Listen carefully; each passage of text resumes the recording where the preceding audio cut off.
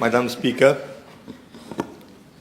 since my young days, I was taught that there are always two courses of action in life. There are two ways open to man. One is the good way, the right way, and the other is a pleasant way. Both have different objectives. Both ways approach a man, but the wise man, he chooses the good path, the righteous path, and reject the pleasant one. Both paths are wide open to man. Both comes to us. Both are at our disposal. Nectar and poison, both are kept in 2 cups before us. Drink whichever you want. The glamour of poison, kept in a beautiful cup, is more attractive than the nectar. All that glitters is not gold, goes the saying. But the foolish, the opportunist, and those who have mean and hungry looks, they accept the pleasant way. They cannot withstand the temptation. This is exactly what the MSM regime had done in the ignorance and lust for power. They accepted the pleasant way, the easy-going life, and in so doing, they have dragged our country toward the slippery slope of financial and economic destruction and ruin. They have mortgaged the future of our children. The right path is sharp and narrow at the edge of a razor. But the present government and the leadership of the Prime Minister and the Deputy Prime Minister has taken the rightful path. It may seem bitter, but we know the future will be bright. Tomorrow's harvest depends upon today's plowing and sowing. But if for fear of bad weather, we do not plow and sow today, we will have no harvest tomorrow. This is exactly they have done. They were static, they were stagnant, and they were swimming dans la mare de corruption et népotisme. There is a saying, he slept beneath the moon, he basked in the sun, he led a life of going to do, and he died without doing none. This is what they have done. The case of the previous government, only talking and no action, and this is what has happened to our country. They have been plucking the fruits without watering the plant. And you know what happens if you only pluck the fruits, you don't water the plant. They were milking the cow, they were not feeding the cow, and the end result has been disastrous today for their entire community. They have dried up everything, they have finished everything, and they have the guts and courage to come in front of the public, and they are trying to tarnish the image of the government. Truth is bitter, truth is naked, and public will come to know tomorrow what was the truth. They have completely destroyed the economy of this country. Those crooks who were steeped in ignorance and arrogance do not know the future, the history of this country. Our ancestors had done a lot for the country. We are proud of their achievements. They disapproved the great predictions of great economic laureate James Meade, who predicted that the future of Mauritius would be doomed. We will have a gloomy future. It is no denying the fact that the father of the nation, Sir Shiv Sagar, had the vision and the foresight to bring Mauritius on the forefront of the world. We say bravo to him. We bow before the work that great man had done to prove even economists of those days wrong. Even the Nobel Prize winner, V.S. Naipaul, described Mauritius as an overcrowded barracoon in 1971. He was also proved wrong. The credit goes to our ancestors because they got their education from the school of suffering. We taught them the formula: strive, struggle, sweat, and succeed. And we have succeeded in making a modern Mauritius today. Free education and welfare state led to unprecedented progress. We became the poster child of development. We were known as the star and key of the Indian Ocean. The spirit of belonging and patriotism was entrenched in our culture of unity in diversity, anekta mein ekta. That is unity in diversity. That is a characteristic of our nation. Unfortunately, all that we had achieved crumbled down like packet of cards in the last 10 years. The sanctity of our key institutions were desecrated, defiled, and defamed. From the hallmark of democracy, we were reduced to the status of autocracy and dictatorship. They even dared to desecrate and sully the sacred lake of Ganga Talab, where the Prime Minister of this country had poured the Ganga Jal into it, where Shivsagar and Gulam toiled and moiled to keep that place a sacred place. A former minister was engaged in stag party with wine-wells women at a time when the country was reeling under the distress of confinement following the COVID-19 pandemic. And these people have the guts to come in front of the public and they are criticizing the work that is being done by this government. It's a shame for them. The reign of terror, the reign of terror and political vendetta crippled the health of this nation. It created economic and social havoc. Anyone who dared to raise his head were persecuted and even detained in jail. Hundreds of innocent citizens were under provisional arrest. I was under provisional arrest. Our Prime Minister was under provisional arrest. That was the darkest period in Mauritian history. In the history of Mauritius, the greatest number of political charges as political opponents were during the reign of Pinocchio and Lady Macbeth. Everybody knows. Never in the history of Mauritius had never known so many provisional arrests. Every day, starting from the morning till late at night, they were catching people, putting them behind the bars just because you had the guts, the courage to raise a voice against those people. They had stooped so low that even Holy Virgin Mary was not spared. A former commissioner of police made improper remarks and attacked a particular community. Immorality, corruption and nepotism, large-scale frauds reached its peak. I'm not saying so. The then Prime Minister, Praveen Jagannath, he made a honest admission. He made a honest admission when he said, I'm quoting him, mafia has infiltrated all key institutions of this country. He said so. And of course, if this is not an avowment of failure, of state capture and kitchen politics, what do you call it?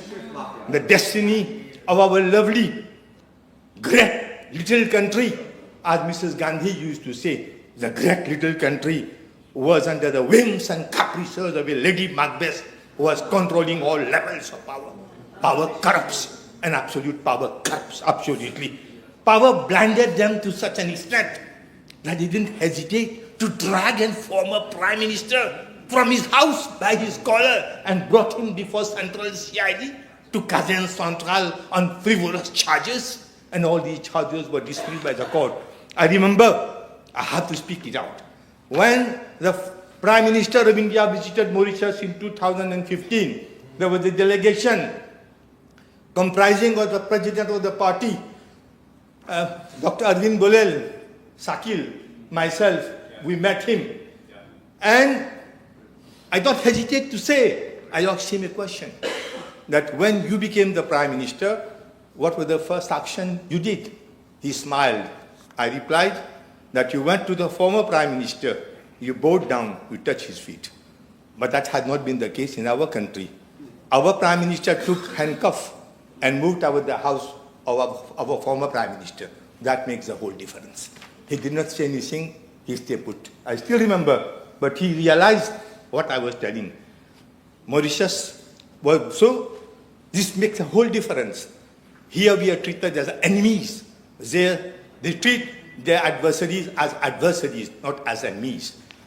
Mauritius was brandished as narco state and the drug mafia who reigned in all impunity. Government de nous la main was a phrase coined in the time of MSM.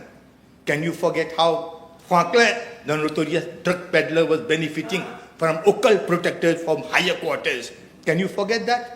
Have you forgotten that tractor pole full of drugs worth millions of rupees passed under the note of the Prime Minister and the Commissioner of Police during an official function as a harbour? Even have you forgotten all this? The MSM government precipitated, rushed to blame COVID-19 pandemic to justify the economic woes of the country.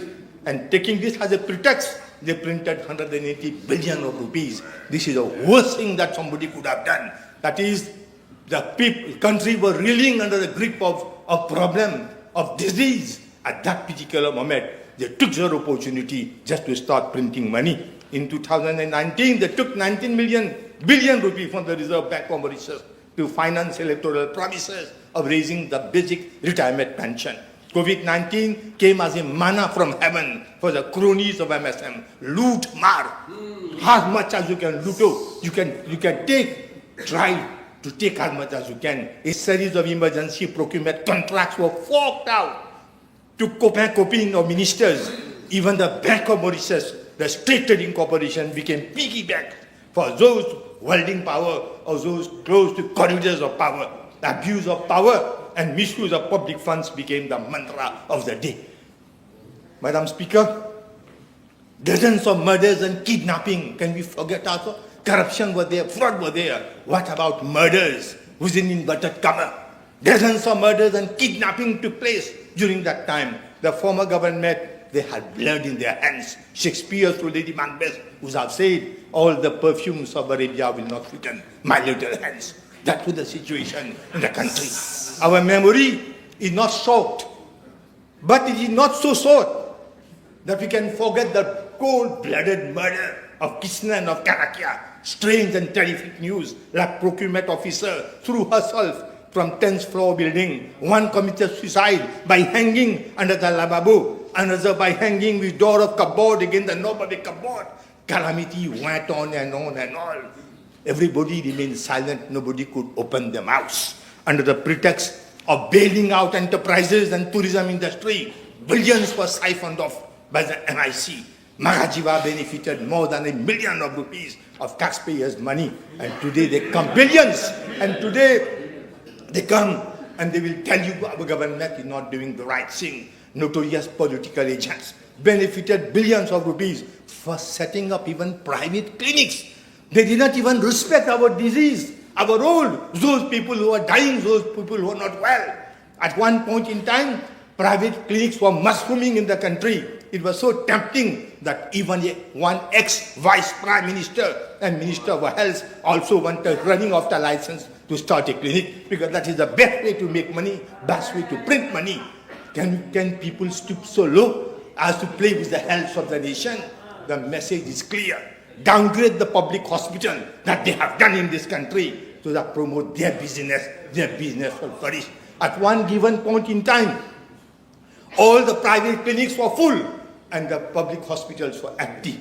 This is what they have done to loot our people. Over 10 billion rupees were loaned to big conglomerates. Even land granted for cultural centers were grabbed forcibly to give them back to blue-eyed boys. The case of Royal Green that benefited over 3 billion rupees in another flagrant example of loot mar. That was not enough. That was not enough. They cast their evil eye on the state land at Anslare, where devotees meet for spiritual festivals. Even that they eyed that land, and had it not been for the support of the movement led by our friends of the North, even that you would have lost. It's a shame. It's a shame. Naked day robbery. And these people dare to come and speak about philosophy to us. They will go on the streets and they will try to open slogan against our government. BIE was dismantled, everybody knows. Taxpayers had to pay for it, 25 billions. I remember that time the minister, Rossi Badin, openly declared not a single rupee of taxpayers will be utilized, but 25 billion rupees. They grabbed in their search for vengeance. What about Bitamax? And they had to pay 6 billion. Patel and Engineering over 2 billion rupees. It appears we have forgotten the safety and heritage teaching over even billions of rupees was siphoned off.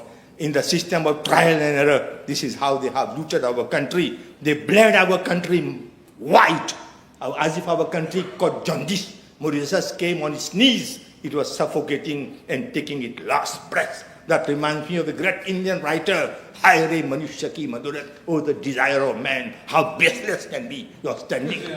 Madam Speaker, what to speak of the common man? They had no respect even for the poor, the helpless, the sick and the diseased elders. Have we forgotten the fate of our elders? Those dialysis patients, they were treated worse than animals. They were confined, cabin, kept in segregated place, left to die without even the basic necessities of life. Among them we had those who had no eyesight, those who were really sick. 5 patients were visually impaired. Total number of deaths from Suyak Dialysis Center was 12.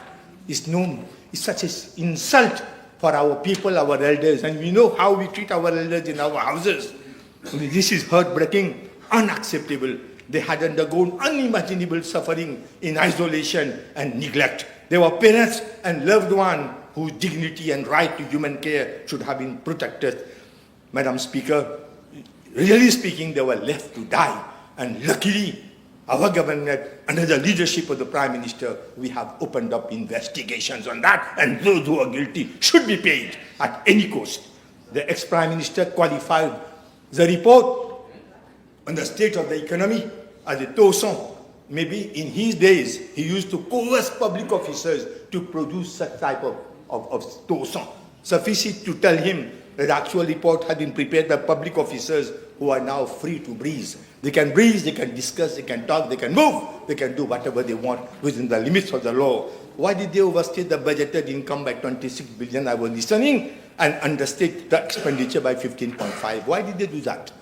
They must know the reason. We do not need to be an economist to detect that this government was cooking the books and cooking the population at the same time. To make matters worse, they overstated the GDP by 73.8 billion rupees. They were living in fool's paradise and wanted population to believe that all is well. During electoral campaign, MSM was speaking of economic boon. It is they who prepared the country to be downgraded. It is they who put the country in the trajectory of narco state. It is they who isolated our country internationally. I remember when Navin Ramgoolam was the Prime Minister, what was the status of our country? You go to Africa, everybody speaks about Mauritius. You go to any part of the world, but these buffoons, they had isolated the country. They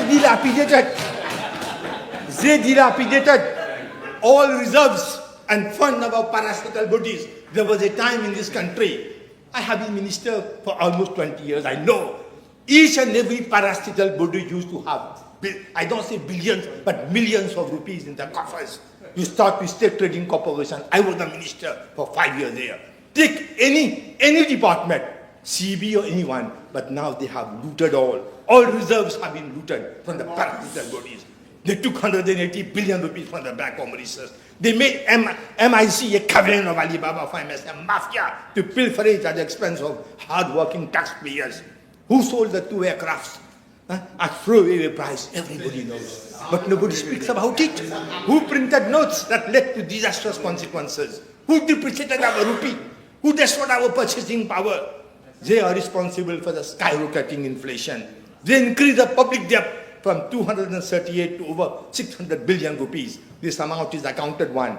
But in more than that, in my ministry, we are owing 2.2 billion rupees. If they were so good, they were so capable, they would have left so many debt everywhere. I will come on my ministry. I have not come to you now. Why did they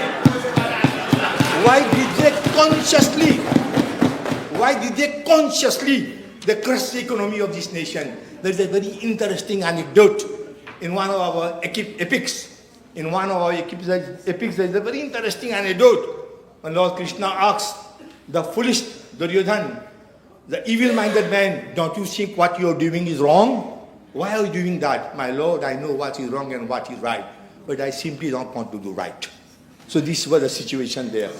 As Shakespeare would have said, steeped in blood, should I made no more, returning what RTGS has to go over. I'm already in blood. What is the fun of returning back? Let me go ahead. This is what they did. Looted and looted the country day and night. History will recall, Madam Speaker, history will recall the Herculean task of the Prime Minister and the Deputy Prime Minister, who without hesitation presented a budget to save our children, to save our generation. They had the courage of conviction. They have superb values and they have self-respect. They did not cheat anybody. They did not deceive anybody. They speak nothing but the truth. They may look firm. At times, when they were talking about the budget, they look firm. but they are friendly. They appear tough, but they are tender towards the population. They are courageous, but they are compassionate. They believe in innovation. They don't believe in stagnation.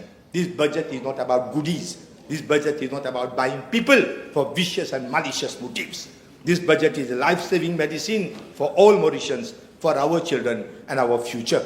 We are passing through turbulent times, and turbulent times give us incredible opportunities to come up. I always used to quote one of my teachers, that in all adversities there is in its depths. In all adversities there is in its depths a treasure of spiritual blessing secretly hidden. I believe in that. This government is giving you a stable currency, is controlling inflation, is creating confidence in the country, in public administration, confidence in the Mauritian rupee and Mauritian economy. You know, many people, they hide in themselves when the going get rough. They live in the comfort zone, but the wise are those, they eat their fear before the fear can eat them. And I say, thank you, Prime Minister, you have done it for us. Let us inform the House, and through the House to the nation at large, how the former government, the late government, treated Ministry of Health and Public Health System, Ministry of Health. The public health system was on the verge of bankruptcy. There was a total collapse everywhere. There was lawlessness everywhere. When we took over, there was hardly, Madam Speaker, any penny was left to be spent on essential services such as procurement of medicines, maintenance and repair, among others. The House is aware of the state of the economy, but let me inform you about the state of the health system in this country. What I had observed, neither my pen nor my tongue can describe. I had been minister for many years. I have known victories and defeats. I had known ups and downs, pleasure and pain. But I have never seen a ministry financially naked, bankrupt, down to its knees. Unbelievable, unbelievable. Wherever you look, there was nothing but unpaid bills, bills and bills. Coffers were not only empty, but there was an outstanding debt to the tune of 2.2 billion rupees they had left. The MSM is claiming from housetop that they left a flourishing economy. I heard that Buffon, that Minister Sabat, that the economy was booming. This is what is the meaning of booming, keeping a debt of 2.2 billion rupees. I ask, then why the workers of all grades of health, drivers, healthcare assistants, attendants, medical, paramedical staff, doctors, not paid their duly earned overtime for so many months? Why were suppliers of car batteries, maintenance companies, petrol stations, laundry services not paid their services for their services? They had not paid a single cent. Is it not a fact? Is it not true? The supplier of fuel had threatened to stop supply of fuel except for ambulances. The country had gone to such a situation. Even the suppliers of other services had stopped their supply, with the result that all vehicles of ministry were not properly maintained, and many, including life-saving ambulances, were lying idle. Everyday suppliers and creditors were calling at the ministry to demand immediate settlement of their dues. They even shamed us overseas, outside the country. Hospitals which had treated our patients, that is very important for the country to know. Hospitals abroad that had treated our patients had not been paid, and the sum of approximately 200 million had to be paid. They had not paid 200 million rupees.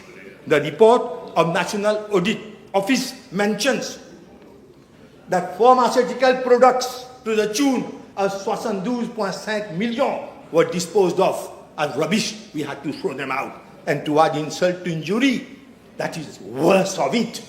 The worst part of it, insulting part, they had not even paid their dues of over $20 million for COVID vaccine. The vaccines were not yet paid, and the then government had taken 2 rupees per liter of petrol in order to amass billions of rupees kept in their coffers. They did not even pay for COVID, the vaccine. Now we are paying. Now we are paying. Can we forget the Park and Blister saga? They had purchased 50 defective ventilators. They were never put to use. They were returned to the supplier. We had not even seen the ventilators. And they were returned. They're actually lying in the Freeport in their custody. And we are paying the rental for keeping those rubbish. We are paying it. So we have spent over 100 million rupees in that Park and Blisters. So whose fault is that? Ours or theirs? Their fault. And now they are trying to put it on us that we are not ruling the country. We have to accept that they constructed oversized, poorly planned, empty infrastructures at great cost. And you know that there had been no human resource planning for many years.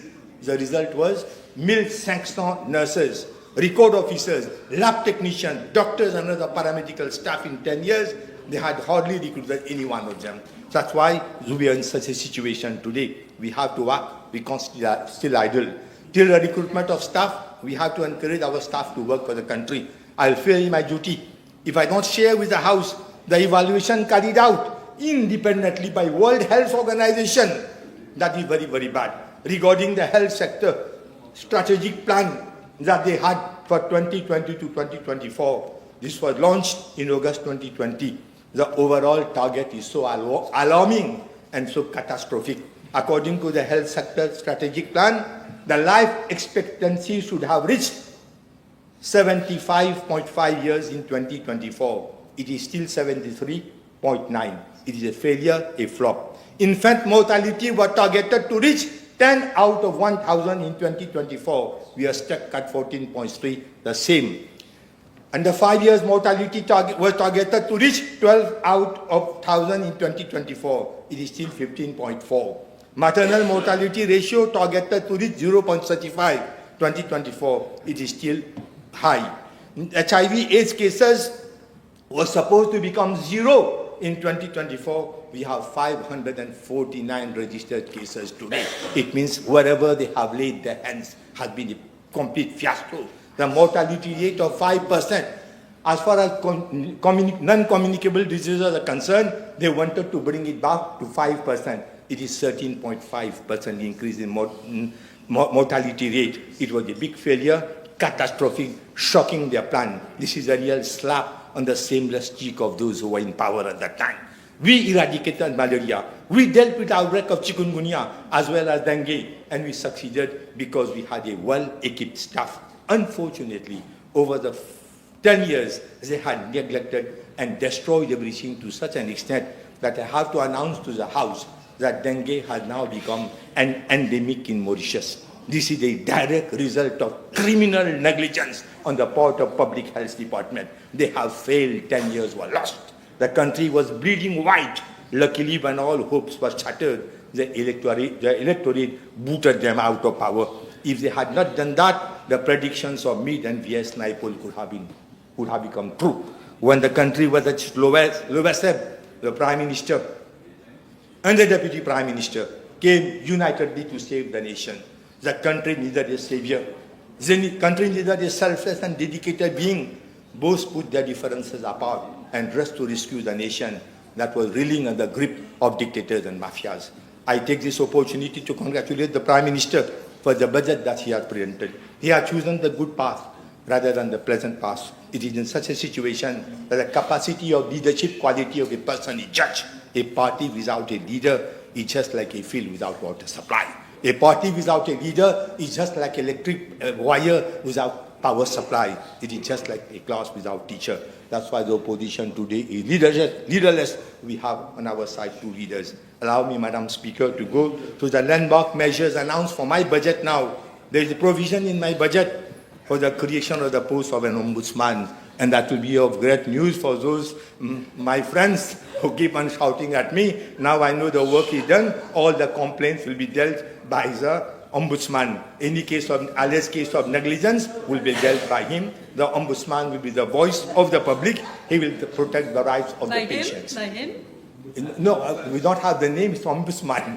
That ombudsperson. I'm sorry, ombudsperson. He will ensure independent and impartial oversight. He will improve transparency and accountability. As far as monitoring of quality of healthcare is concerned, we are operating in a void.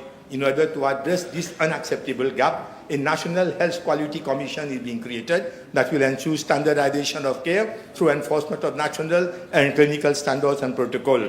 The Prime Minister, since long, has been talking about the importance of putting up managers, credible managers in all our big establishments. Because the medical experts with no management experience, they cannot manage efficiently a healthcare institution. So this is being addressed, and it was he who insisted that 5 5 professional managers with suitable qualification experience will be recruited for the management of regional hospitals. So apart from the doctors, the directors of health will be having managers at the top. They are going to administer our hospital. When I'm speaker, day in, day out, most of the time, and that of my advisors, was spent in receiving calls from public and in addressing their problems. But now, and if you even keep on hearing people complaining on local radios, on social media, complaining about problems that they have encountered in our public health services. To solve the problem, a 24-hour hotline for public to address a complaint is being created so that the ministry might resolve them in the responsive and timely manner. I had working sessions with the World Health Organization for a new Public Health Act, which dates back to 1925, which is archaic and primitive. Similarly, a new Pharmacy Act will be prepared in order to put an end to the unscrupulous practices prevailing actually in the service. I'm also planning to bring amendments to Food Act, Optical Council Act, Medical Council Act, and Private Health Institutions Act. The Food Act is being amended to enable on-site testing. That is, no need to take the food and bring in the laboratory for inspection. The inspectors will come on site, take the samples, and they will try to test it on the spot. And for that, 20 million rupees has already been earmarked. The trust fund for specialized medical care will be revamped. This government is promoting research and capacity building for clinical trials as a prerequisite to drive innovation in medical and health care. Other research projects such as non-communicable diseases and national SALT survey will follow. In that respect, a dedicated division of metabolic advanced cardiac imaging and research will be set up within the trust fund. Funds have already been secured through Professor Derek Yalon and Walker from the University College of London through the intervention of the Prime Minister to kickstart a major research project regarding remote ischemic preconditioning in patients suffering from myocardial infarctions. Advanced metabolic and hormonal testing platform will be rolled out to detect hidden risk factors for non-communicable diseases well before symptoms emerge and lead to precision treatment. Similarly, diabetes path to remission program will be launched in a phased manner. Our biggest public health problem in Mauritius is diabetes. Nearly 20% of the population are victims of diabetes, and another 20% of pre-diabetic patients. In this very house, there must be over 1/3 of our friends may be suffering from diabetes, they may not be knowing it. So we are launching a new program called the Path to Remission Program, that is PTR. We are taking it very seriously. All the sacrifices of Professor Owens had gone to the drains because of the carelessness of the then government. I assure the House, with the help of international experts, we will meet the challenge. Madam Speaker, we cannot close our eyes on vector-borne diseases like chikungunya and dengue. The former government was so indecent that they had completely given up the vector biology infrastructure. I'm pleased to announce that with the collaboration of senior advisors of my ministry, we are setting up a full-fledged department of vector biology at Sir Sivsagar Ramgoolam National Hospital. Activities will start soon. A sum of 24 million rupees has been allocated for that project. I'm pleased to announce that e-health project will shortly be a reality, and that is starting from the east. Proper health records and long queues will become a thing of the past. We believe in investing in people, not only in buildings. That too, building constructed without the proper planning, and worse, without the collaboration of Ministry of National Infrastructure and ESD. Provisions are made in our budget for 1,000 nurses over the next 3 years, 50 trained midwives, 50 medical health officers, 30 specialists. Budget for training capacity also has been increased. Madam Speaker, you will be probably shocked to learn that over the past 10 years, electrical system and water reticulation system of Sir Sivsagar National Hospital has been neglected to such an extent by the outgoing government that patients are not provided adequate hot water for their showers. I would like to remind the House that works in that direction had already started in 2014, but for reasons known to them, the project was boycotted. Most of the wards do not have safety fire certificate because of neglected electrical system. Sir Sivsagar Ramgoolam Hospital and Victoria Hospital were criminally neglected. A capital budget of 1.8 billion has been allocated to my ministry to support the modernization of the health infrastructure. Allow me, Madam, to give an update regarding other infrastructural works. We will be opening new eye hospital in days to come. We have corrected all deficiencies in the building. The renal transplant unit at Jawaharlal Nehru Hospital, sponsored by the Government of India, is nearing completion. At the same time, I would like to inform the House that kidney transplant is being performed by top surgeons of India in our country. The PET scan, the SPECT scan, DEXA scan at the National Cancer Center was lying idle for almost years. They are being commissioned and will be fully functional in days to come. That is a great achievement. I have to be honest and inform the House that I am not satisfied with the care that was being provided to cancer patients till now. When we speak on cancer, it should be prevention, prevention, and prevention. A major awareness campaign has been launched to sensitize population regarding health lifestyles and early detection of non-communicable diseases in general and cancer in particular. I'm pleased to announce to the House that the mortality rate for cervical cancer has dropped by 40% as a result of national screening program. In high-risk patients for breast cancer, there will be a program for screening by mammography. We are currently in negotiation with India to get an expert in cancer to lead the Cancer National Center. Much emphasis will be laid on early detection and cancer. Madam Speaker, a memorandum of understanding on cooperation in the field of Ayurvedic medicine was signed between Government of Mauritius and India. Such a center would make Mauritius a hub in the region in the field of Ayurvedic medicine. We are finalizing arrangement for that center to be a reality in the near future. Across the world, accident and emergency departments are manned by trained specialists in accident and emergency. Actually, we have 30 doctors trained in accident and emergency medicine, but they are not being utilized properly. The system is being restructured. Accident and emergency department will be led by qualified emergency physician. This will lead to faster triage and higher efficiency in patient flow. This will also lead to advanced standardized care for trauma, strokes, and cardiac arrest. This will also lead to improved survival rates through timely specialized intervention as demonstrated internationally.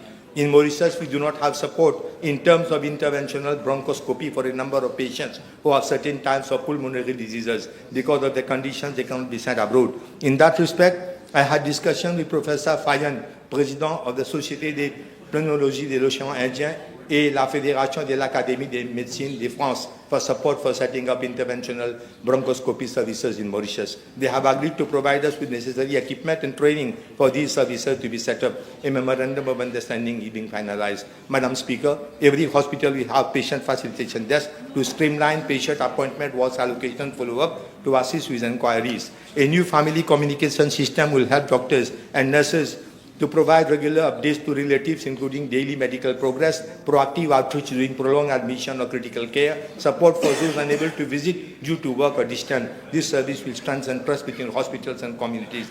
Budget also provides for establishment of 5 regional diabetic centers to provide under one roof specialist consultation and education, multidisciplinary care, diabetes specialist nurse support, nutrition, education, food care, renal screening, psychological support, and support for practice of regular exercise. An international advisory committee on diabetes and cardiovascular disease is being set up to bring global best practices into Mauritian medical health care, to provide clinical trials and precision in medicine efforts, to support our expanding diabetes centers through membership and training. Budget includes a new ophthalmology, cardiac surgery, that we are starting in fact soon. The neurosurgery department will be open in the months to come. We are also negotiating with some surgeons from India. Hospital services will include cataract surgery, cardiac bypass, valve replacement that will greatly reduce national and regional waiting times. Actually, we are conducting 5 cardiac surgery daily, but that number will be doubled in the, let's say, months to come. Madam Speaker, presently there is only 1 stroke unit for the whole population at Victoria Hospital. Stroke units reduce mortality of patients by suffering from cerebrovascular accident by up to 20%. This budget provides for the establishment of 1 stroke unit in each regional hospital. We have been provided finance for that work. We have been repeatedly talking about an aging population. Till now, there is a total absence of geriatric healthcare services in our regional hospital. Again, on the instructions of the Prime Minister, we have decided to set up in all hospitals 1 geriatric ward so that our old ones will be taken care of properly. With regard to substance abuse and harm reduction and HIV/AIDS, my ministry will work in close collaboration with National Agency for Drug Control. Patients living with HIV deserve the same freedom of choice as any other citizen managing a chronic illness. Antiretroviral treatment will be made available both in public and private sectors. The transition to 1 pill regime will represent a significant step forward in improving care being provided to HIV/AIDS. With regard to parallel imports for medicine, my ministry will form part of the high-level steering committee which is being set up to accelerate the parallel import framework, will implement the recommendations of the committee. Madam Speaker, we have to take immediate steps to ensure spending of available fund is optimized. We will ensure that every rupee of taxpayers are judiciously spent. In that respect, we have discontinued the use of Kajisho ECG, AI-ECG, a procedure unvalidated in Mauritian population and not in line with evidence-based medicine. This was introduced by the previous government. We have already saved the ministry millions of rupees. Pool procurement through G2G arrangement with India and through SIDS pool procurement program is being looked into to achieve faster and more cost-effective procurement of medical products. Minister, Madam Speaker? Are you concluding, sir? I'm concluding. Okay. What you have heard, Madam Speaker, what you have heard is not a lofty wish.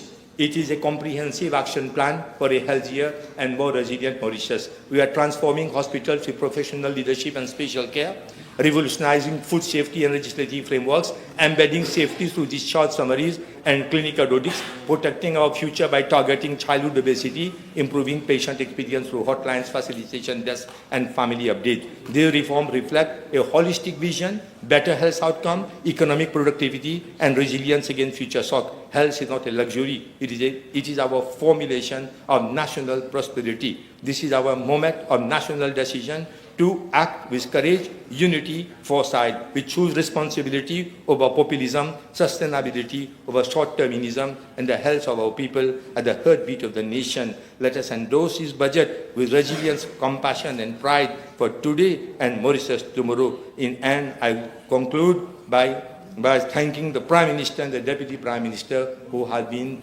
the brain, who have been the spring, the fountain of these decisions that have been taken for the welfare of the community. Thank you. Thank you. I suspend the sitting for half an hour.